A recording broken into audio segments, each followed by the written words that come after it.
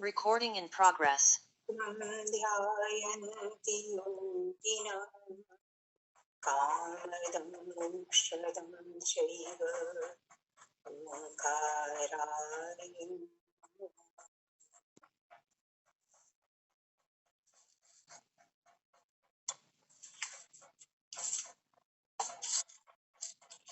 ओंकार शब्द के स्मरण के साथ में आज के इस व्याख्यान का हम प्रारंभ करते हैं। आज के व्याख्यान का विषय है भारतीय धर्म एवं दर्शन। यद्यपि विषय अपने आप में बहुत दुरूह है, फिर भी मैंने काफी प्रयास किया है कि मैं इसे आसान शब्दों में आपके सामने प्रस्तुत कर सकूं। धर्म शब्द अपने आप में ही बहुत सारे अर्थों को समेटे हुए है। अपने आप में ही धर्म शब्द इतना ज्यादा जटिल है कि उसके कौन से विषय पर हम चर्चा करें, ये एक विचारणीय बिंदु बनता है। भारतीय संस्कृति धर्म प्राण संस्कृति है। धर्म ही हमारी संस्कृति की आत्मा है। धर्म के बिना मानव के अभ्युदय की कल्पना हम बिल्कुल नहीं कर सकते। जैसा कि धर्म लक्षण के जो ग्रंथ हैं, उन ग्रंथों के अंदर भी ऐसा कहा गया है, यतो अभ्युदय श्रेयस सिद्धि स धर्म। जहाँ से हमें अभ्युदय माने भौतिक जीवन की उन्नति प्राप्त होती है और जहाँ से निश्रेयस की सिद्धि होती है। निश्रेयस माने मोक्ष। तो भोग स्वर्ग अपवर्गता इस प्रकार की हमारी संस्कृति है। हमें भोग पदार्थ भी चाहिए, हमें सांसारिक उन्नति भी चाहिए, उसके साथ साथ हमें अपना सुचारू जीवन यापन करते हुए और अंततोगत्वा मोक्ष की ओर भी हमें अग्रसर होना है। तो इस प्रकार की हमारी संस्कृति जो है वो धर्म प्राणा संस्कृति है। धर्म हमारे प्राण है। तो जिस ज्ञान के द्वारा हमें भौतिक उन्नति भी प्राप्त हो रही है और मोक्ष की भी प्राप्ति हो रही है, इस प्रकार का हमारा धर्म है। धर्म का स्वरूप है। अब धर्म होता क्या है? धर्म के विषय में अगर क्वेश्चन करें कि धर्म है क्या, तो कहते हैं कि धारणात धर्म इत्यादि। जो हम धारण करते हैं, जो कुछ नियम हम अपने जीवन के लिए स्वीकार करते हैं, उनको ही हम धर्म कहते हैं। यहाँ पर धर्म से अभिप्राय मेरा बिल्कुल वही धर्म है जो कि वैदिक काल से सनातन धर्म के नाम से जिसे हम जानते हैं, वही धर्म की हम यहाँ पर व्याख्या करेंगे। तो कहते हैं कि धर्म की आवश्यकता क्यों पड़ती है, मनुष्य को धर्म की क्यों जरूरत है? तो आहार निद्रा भय मैथुनम च सामान्य नेतृत्व पशु नराणाम। आहार हुआ, भय हुआ, निद्रा हुई और मैथुन हुआ, ये सब पशुओं में भी उसी प्रकार से होते हैं जैसे कि मानव के मनुष्यों। तो कहते हैं कि फिर क्या करना चाहिए? तो कहते हैं कि धर्मो ही तेषाम अधिको विशेष। धर्म ही उसका वैशिष्ट्य है कि हम मानव हैं। इस बात का अगर कोई प्रमाण है हमारे पास तो वह प्रमाण धर्म है। धर्मेण हीना पशु भी समाना। अगर हम धर्म से हीन हो जाएंगे तो हमारा जीवन पशु तुल्य बन जाएगा। इसलिए धर्म का हमारे जीवन में अत्यधिक महत्व है। हम त्रिवर्ग और हेलो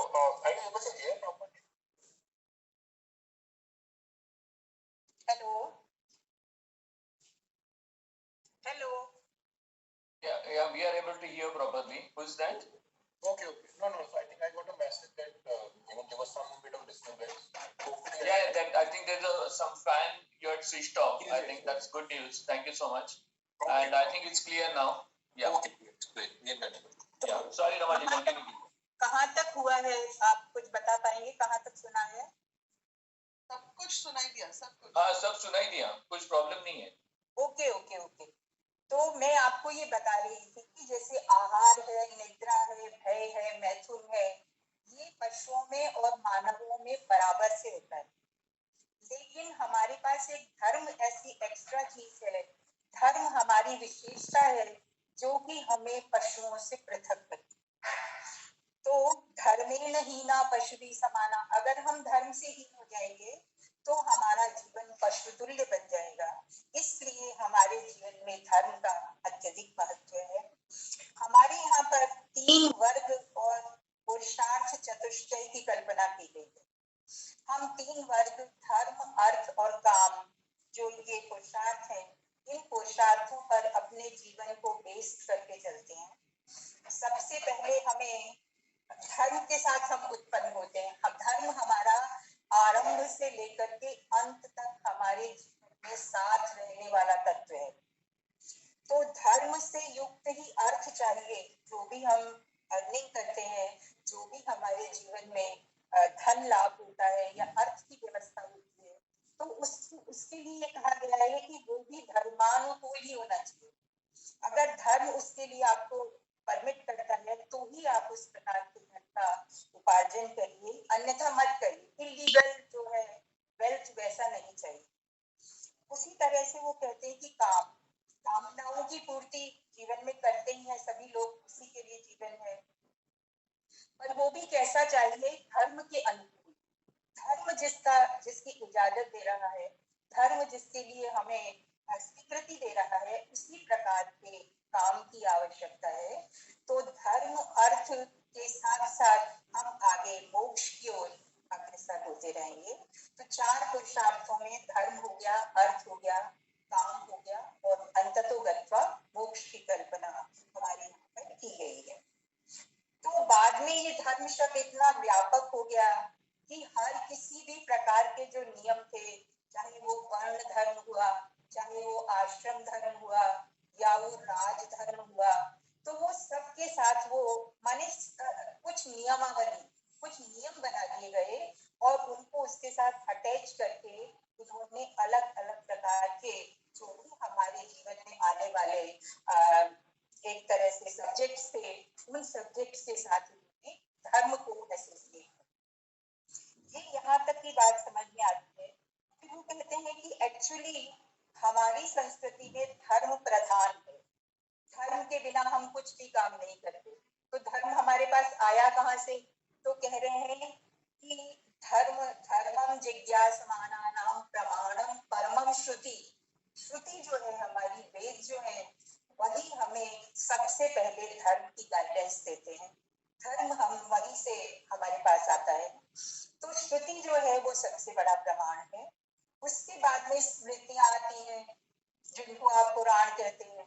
तो वो पुराणों में भी वही बात जो वेदों से स्वीकृत है, उसी बात को हम यहाँ पर स्मृति में दे रहे हैं।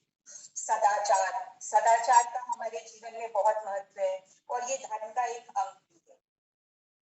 तो क्या है ये सदाचार, क्या है? तो उसके बारे में बहुत सारे इन्होंने पॉइंट्स दिए हैं, जैसे यम है, नियम है, जैसे तप है, स्वाध्याय है, धैर्य है, क्षमा है और पराक्रम है। अस्तेय माने किसी की चीज नहीं चुराना, जो जिसका राइट है उसी के पास रहने देना, हम उसको ग्रहण नहीं करेंगे क्योंकि वो हमारा राइट नहीं। तो इस तरह से अस्तेय हो गया, शुद्ध बुद्धि हो गई, अहिंसा हो गई, बिना बात में हम किसी प्राणी की हिंसा नहीं करेंगे।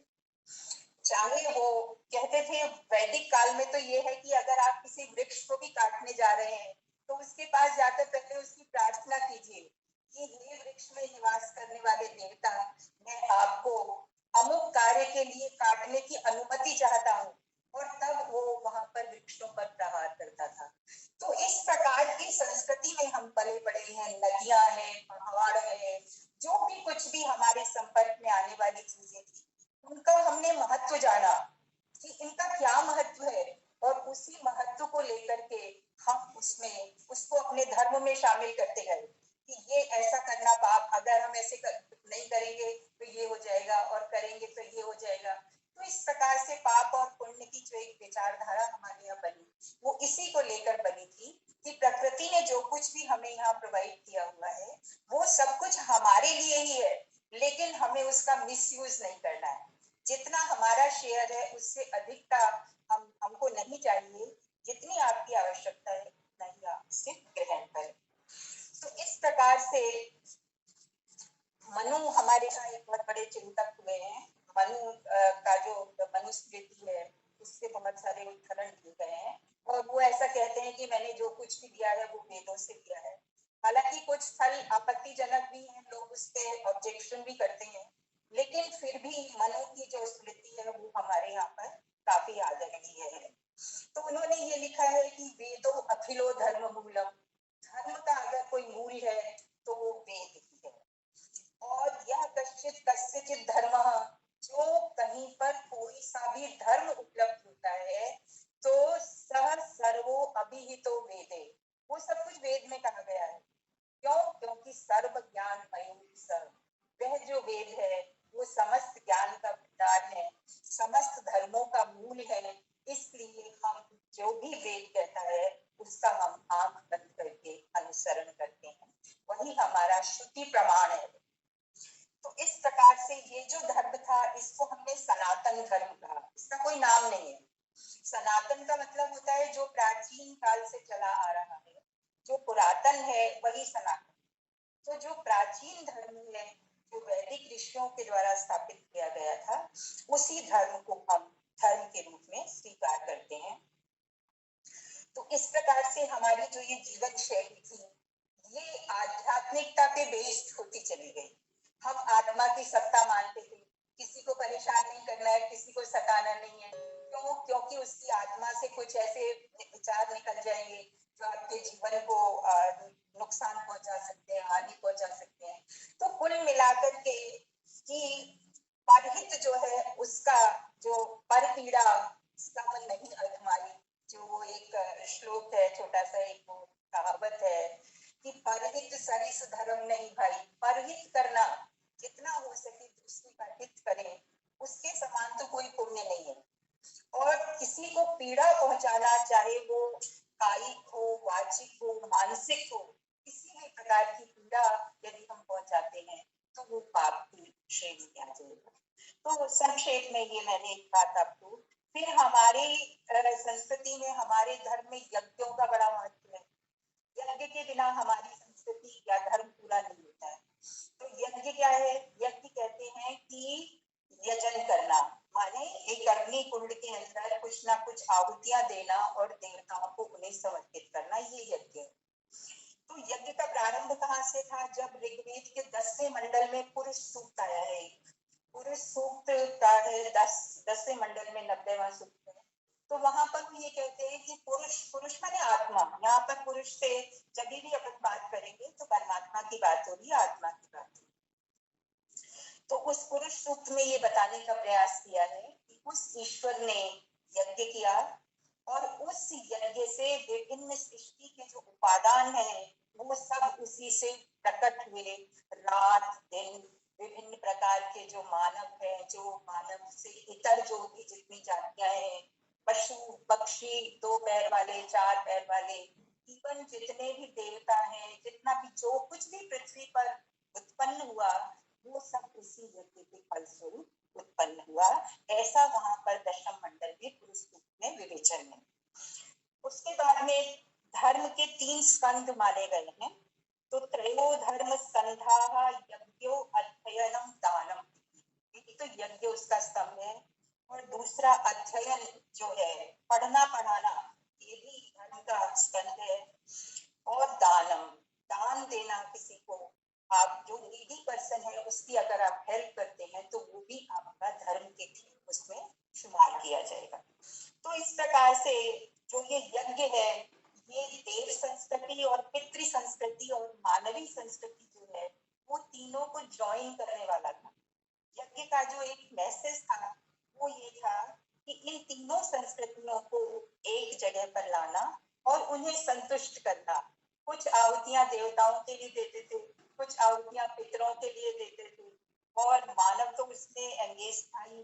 तो इस तरह से करके वो कह रहे हैं कि अन्योन्य भाव माने एक दूसरे के प्रति एक दूसरे को अप्लाइज करते हुए और ये जो यज्ञ था ये संपादित होता था।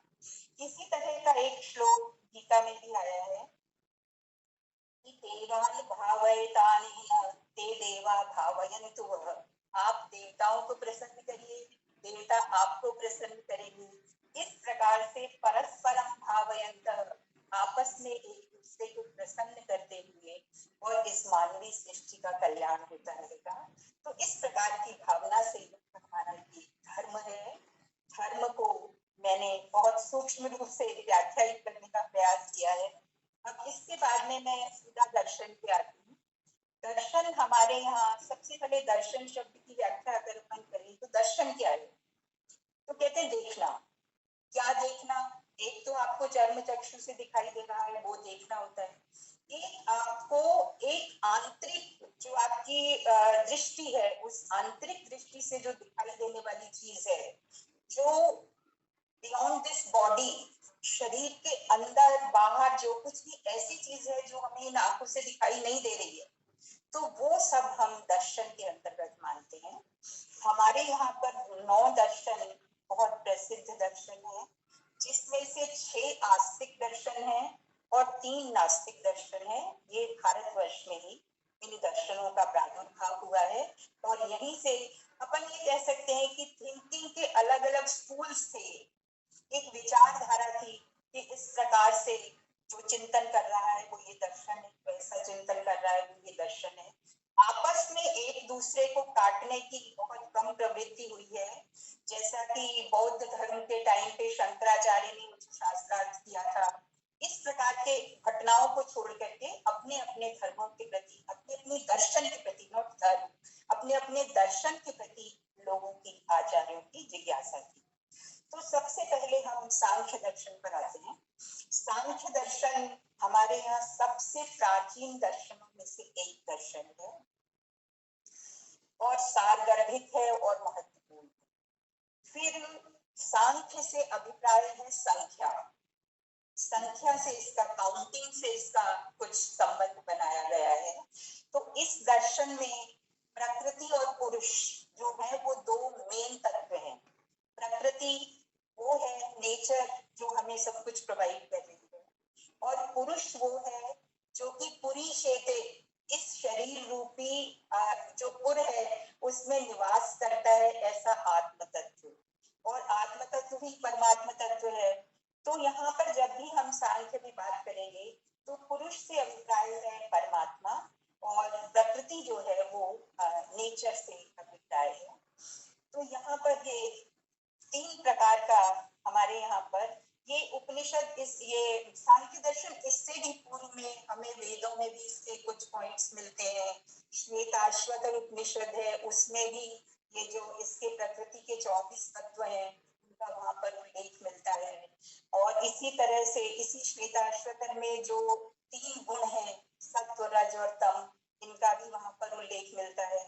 और इसी प्रकार से कठोपनिषद में भी मैंने आपको बताया था कि सबसे पहले हमारी इंद्रियां हैं, इंद्रियों से परे मन है, मन से परे बुद्धि है और बुद्धि से परे वो आत्मा है। तो ये सारे तत्व हम इसी सांख्य में अभी आगे चल करके देखेंगे। तो जो अब इसके किसने बनाया ये सांख्य दर्शन, ये एक प्रश्न आता है। तो कपिल मुनि हुए हैं हमारे यहाँ पर। उन कपिल मुनि के द्वारा इस सांख्य दर्शन का प्रादुर्भाव किया गया था। उन्होंने जहाँ कहीं भी सांख्य से संबंधित जो कुछ भी मटेरियल था उसको सबको इकट्ठा करके और सांख्य सूत्रों का निर्माण किया। सांख्य सूत्र एक ग्रंथ है जो कि सबसे प्राचीन ग्रंथ है। उस सांख्य सूत्र को उन्होंने वहां पर बनाया और इनका काल हम 5वीं शताब्दी मानते हैं। तो इसके बाद में फिर कपिल के बाद में आसुरी एक विद्वान हुए हैं और पंचशिख एक विद्वान हुए हैं। उन्होंने भी इसी परंपरा को आगे बढ़ाते हुए और सांख्य दर्शन पर अपना काम किया। अब ये सांख्य दर्शन जो है ये द्वैत मत का प्रतिपादक है। एक तो प्रकृति है और एक पुरुष है, और ये दोनों मूल तत्व हैं, ये दोनों अनादि हैं, ना तो किसी से उत्पन्न हुए हैं, इनका अपना स्वतंत्र एग्जिस्टेंस है। ये दोनों अपना अपना काम करते हैं, जिसमें से प्रकृति जो है वो तो जड़ है और पुरुष जो है वो चेतन है। दोनों का इस तरह से उसमें इन्होंने कैटेगराइज किया हुआ है। और सत्कार्यवाद का समर्थक है। सत्कार्यवाद किसको कहते हैं कि अगर कहीं पर कारण होता है तो ही वो कार्य होता है, बिना कारण के कुछ भी कार्य नहीं हो सकता है। तो इस प्रकार की स्थिति में सत्कार्यवाद एक प्रिंसिपल है इसका सांख्य का, कि उन्होंने ये बताया है कि जब तक कारण नहीं होगा तब तक कार्य नहीं होगा।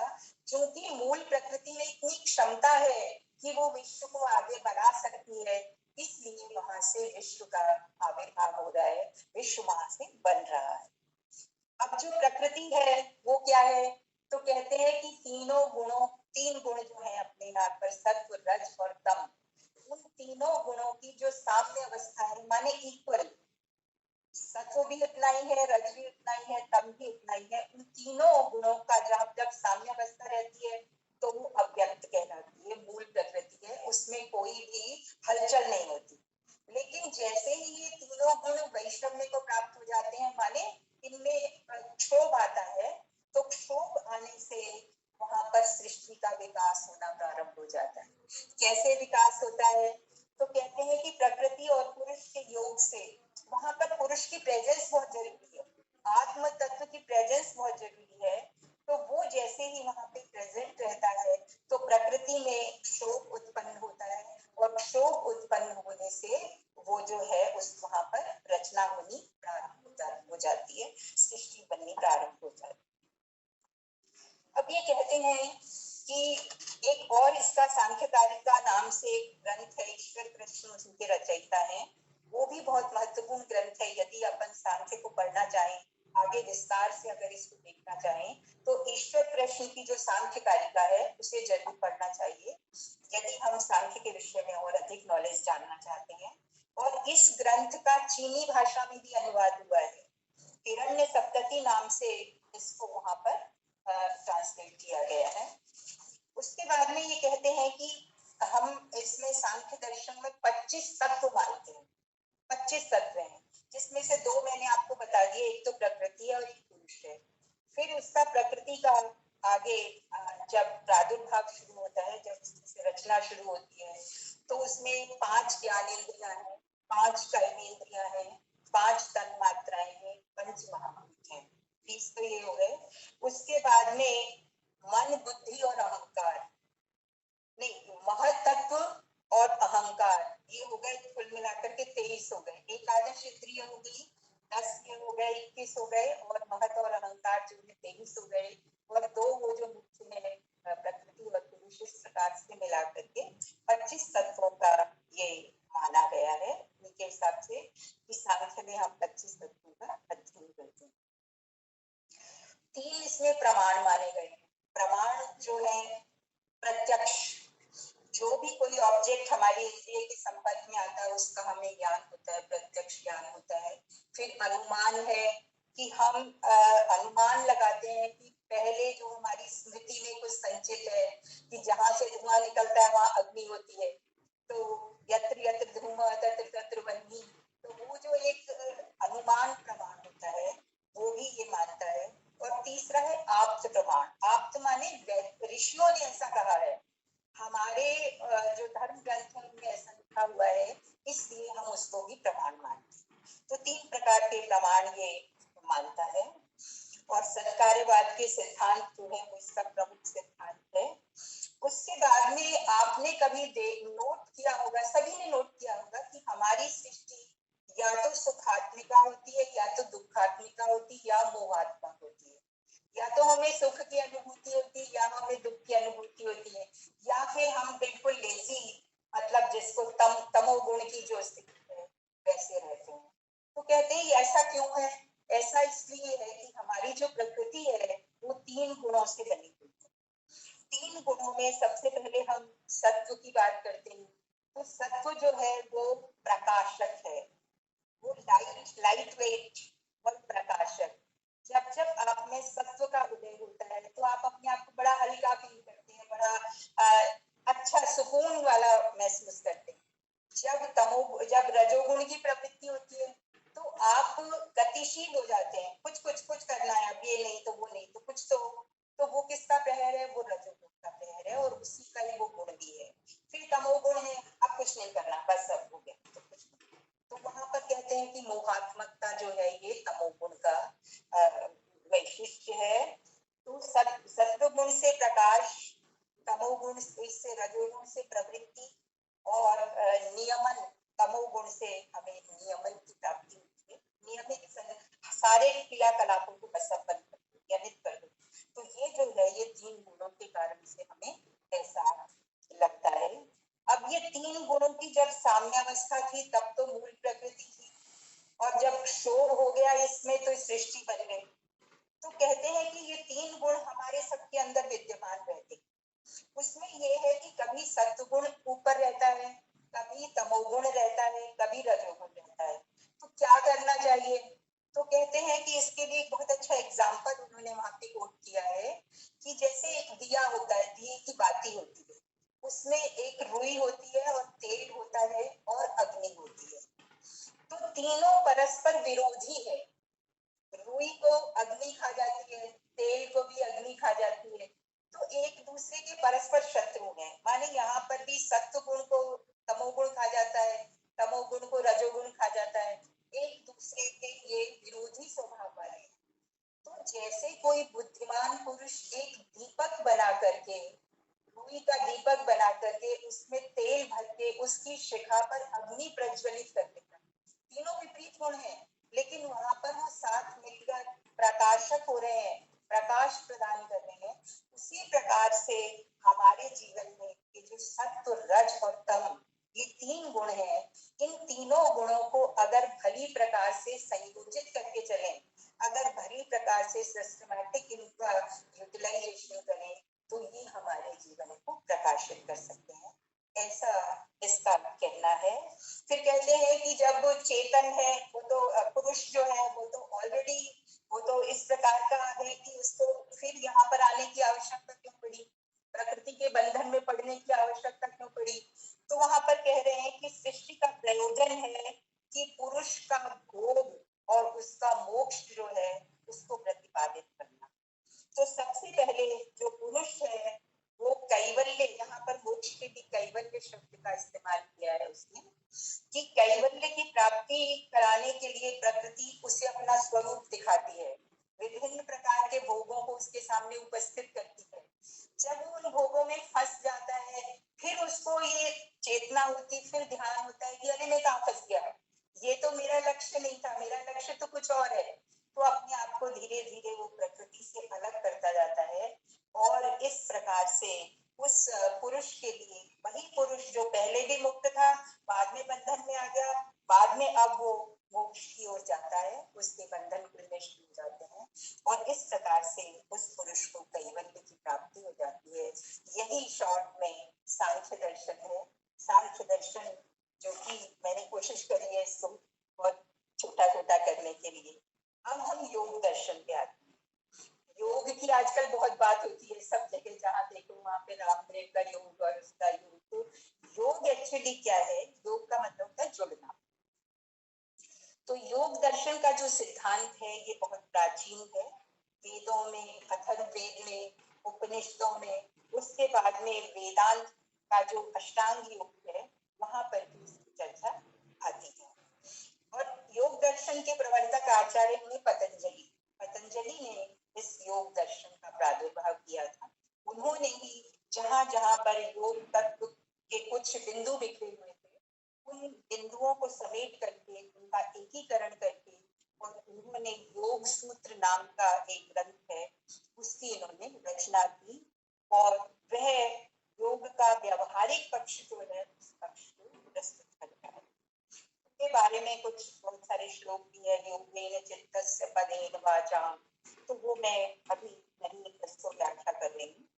फिर पातंजल योग दर्शन में 4 पाद, 4 स्टेप्स। सबसे पहला है समाधि पाद, फिर है साधन पाद, फिर है विभूति पाद, और अंतिम है कैवल्य पाद। कुछ सांख्य और इसका कुछ मिलता जुलता सा थोड़ा सा स्वरूप है। तो उसमें वो बता रहे हैं कि पहला जो पाद है उसमें योग की डेफिनेशन उन्होंने दी है। योग है क्या? तो कहते हैं योगा तु चित्त वृत्ति निरोधा। आपकी जो चित्त की वृत्तियां हैं वो इधर उधर चलायमान होती रहती हैं, घूमती रहती हैं, तो हमें योग के अंतर्गत उन पर अंकुश लगाना चाहिए, उनको चित्त वृत्तियों का निरोध करना, उनको अपने वश में करना, यही योग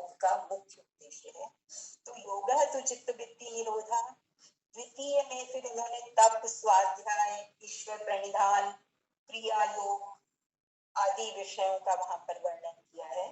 फिर तृतीय पाद जो है वहां पर उन्होंने देशबंध, चित्त धारणा, ध्यान, समाधि इत्यादि का उल्लेख किया है। और चतुर्थ पाद में उन्होंने जन्म, औषधि, मंत्र, जप इत्यादि ये जो समाधि जन्य है इन सब चीजों का वहां पर उल्लेख किया है और अंत में कैवल्य की ओर प्रस्थान किया है। तो योग जहाँ जैसे वहां पर सांख्य में 25 तत्वों की हमने उपस्थिति मानी थी, यहाँ पर 26 तत्व, बाकी सारे तत्व वही हैं, केवल ईश्वर को इन्होंने अतिरिक्त माना है। ईश्वर एक अतिरिक्त तत्व है जो कि प्राणी मात्र पर अपना अनुग्रह करता है। इस प्रकार से योग दर्शन में 26 तत्वों का उल्लेख हुआ है। अब ये कहते हैं कि चित्त वृत्ति का निरोध ही योग है, ये बात आपने कह दी। तो योग भी सांख्य के समान भी 3 प्रमाण मानता है। जैसे सांख्य 3 प्रमाण मानता है उसी प्रकार से योग भी प्रत्यक्ष, अनुमान और आप्त ये तीनों प्रमाण मानता है। अब चित्त वृत्ति का निरोध कैसे करें, ये भी प्रश्न है। तो कहता है कि अभ्यास वैराग्याभ्याम तन्निरोधः, अभ्यास करना पड़ेगा, बस एक दिन से काम नहीं चलेगा। तो निरंतर अभ्यास करते रहेंगे। और वैराग्य से क्या अभिप्राय है? वैराग्य से अभिप्राय है कि जहां पर हम अपने मस्तिष्क को ये बताते रहेंगे कि भोग जो है ये क्षण भंगुर है, तो उनसे विरक्ति आती जाएगी, अपने आप जो है वो वैराग्य की स्थिति प्राप्त होती रहेगी। तो उनमें बराबर अगर आप अभ्यास और वैराग्य का अभ्यास करते रहेंगे तो हमें ईश्वर प्रणिधान करना है, ईश्वर का चिंतन करना है। उनसे हमें क्या होगा? उनसे हमें समाधि का लाभ होगा, एकाग्रता आएगी धीरे धीरे। जैसे हम इसकी प्रैक्टिस करेंगे तो धीरे धीरे एकाग्रता की ओर बढ़ेंगे। फिर प्राणायाम, प्राणायाम क्या है? श्वास वायु को रोकना, जो हमारा कुंभक, रेचक और ये जो है 3 प्रकार से, उसमें 10 प्राण इन्होंने माने हैं। मुख्य रूप से 5 ही प्राण होते हैं, फिर और इसमें कैटेगरी करके इन्होंने 10 प्राण इसमें स्वीकार किए हैं। तो कहता है कि प्राणों पर जब हमारा अधिकार हो जाता है तो योगी जो है वीत राग बन जाता है, उसको राग से ऊपर हो जाता है, वीत हो जाता है उसका राग। और जब वैराग्य सिद्ध हो जाता है तो फिर उसका भी निरोध हो जाने पर निर्बीज समाधि जो है वो मनुष्य को वो उपलब्ध होती है। ये तो है उत्तम प्रकार के अधिकारी के लिए। फिर कहते हैं कि मध्यम प्रकार का जो अधिकारी है उसका साधन पाद में उसको लक्ष्य किया गया है कि तप और स्वाध्याय और ईश्वर प्रणिधान के द्वारा हम उस स्थिति को पहुंच सकते हैं। अविद्या जो है वो संपूर्ण अज्ञान का जड़ है, क्लेशों की जड़ है। तो इसलिए जो विवेकी पुरुष है उसको क्या करना चाहिए? उसको प्राणायाम के द्वारा अपने प्राणों का आयाम देना चाहिए। और इसके लिए उन्होंने योग के 8 अंग बताए। यम है, नियम है, आसन है, प्राणायाम है और प्रत्याहार है, फिर धारणा, ध्यान और समाधि। इस प्रकार से ये 8 इसके योग के अंग बताए गए हैं। फिर विभूति पाद में कहते हैं कि इस पाद में धारणा, ध्यान और समाधि का निरूपण किया गया है। इन तीनों को मिलाकर संयम कहते हैं। जब ये तीनों हम प्रैक्टिस करेंगे तो संयम हो जाएगा।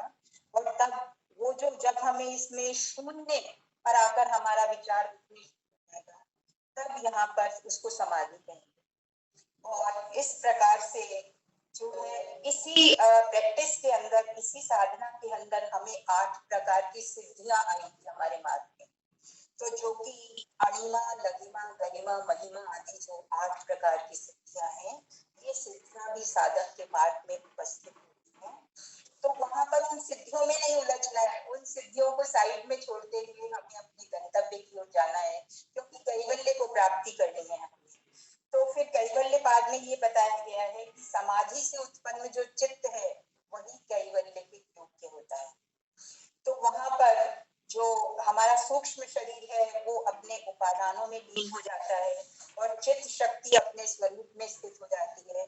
प्रकार से हमारा मन अस्मिता में, अस्मिता बुद्धि में और बुद्धि जो स्थान में समाहित हो जाती है और इस प्रकार से हमें मोक्ष की या कैवल्य की प्राप्ति हो जाती है।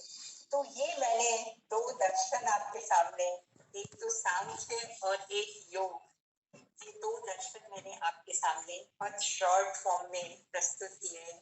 विस्तार के लिए तो बहुत बड़ी बड़ी किताबें हैं, लेकिन जो इसका मूल जो एक मैसेज है वो मैसेज मैंने देने का प्रयास किया है।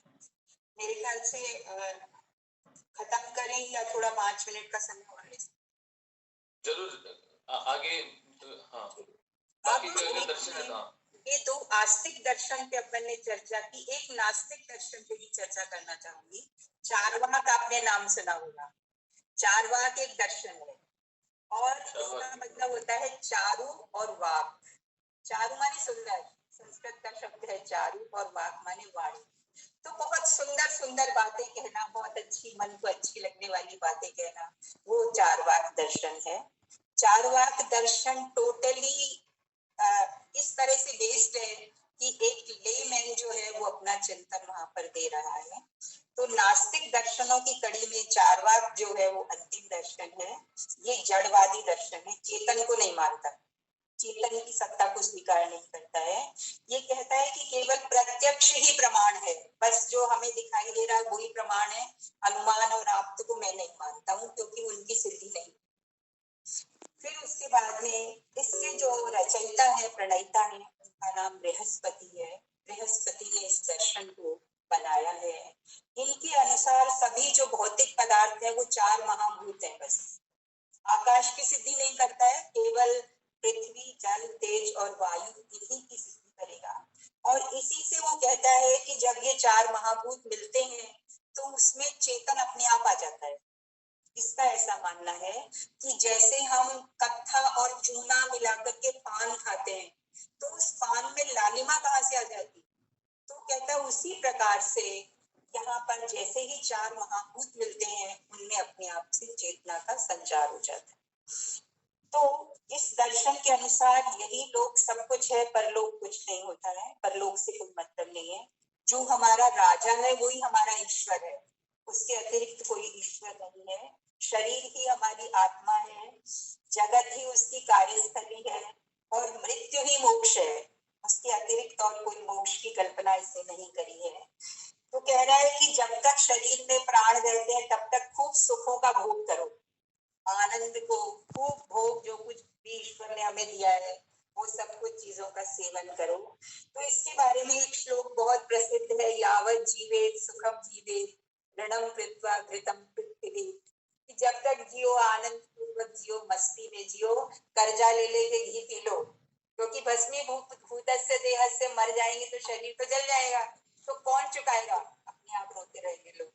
तो इस प्रकार की ये अवधारणा जो है ये चारवाक दर्शन की अवधारणा है। इसे लोकायत मत भी कहते हैं, माने लोक का ऐसा मत है कि लोक में, संसार में लोग ज्यादा इजी गोइंग होते हैं कि अपने तरीके से रहो, वही कोई मतलब। तो चारवाक जो है ये ना तो पुनर्जन्म को मानते हैं, ना ये ईश्वर की सत्ता को मानता है, ना ये स्वर्ग को मानता है, ना अदृश्य को मानता है, ना ईश्वर की सिद्धि करता है। तो ईश्वर को मानने की कोई आवश्यकता है। इसके अनुसार जो ये संसार अपने को इतना सुंदर वैचित्र से युक्त दिखाई दे रहा है, कहता है ये तो बाई नेचर है, इसमें कुछ ईश्वर का कुछ लेना देना नहीं है, ये इसी प्रकार का ही है। और कर्मकांड नहीं करने चाहिए, मिथ्या आडंबर है और नित्य पुरुष मोक्ष माना है। तो इस प्रकार से ये चारवाक एक विचारधारा बनती थी, जो कि इन सब हमारे यहाँ जो तीन नास्तिक दर्शन है, जिसमें पहला बौद्ध है, दूसरा जैन है और तीसरा ये चारवाक दर्शन, इस दर्शन का मैंने स्वरूप आपके सामने रखा है। तो Recording stopped. तीन दर्शन टच किए हैं, थोड़ा धर्म के विषय में बताया है। तो इस पर यदि कोई जिज्ञासा आपके सामने हो तो आप जरूर क्वेश्चन आंसर के लिए ओपन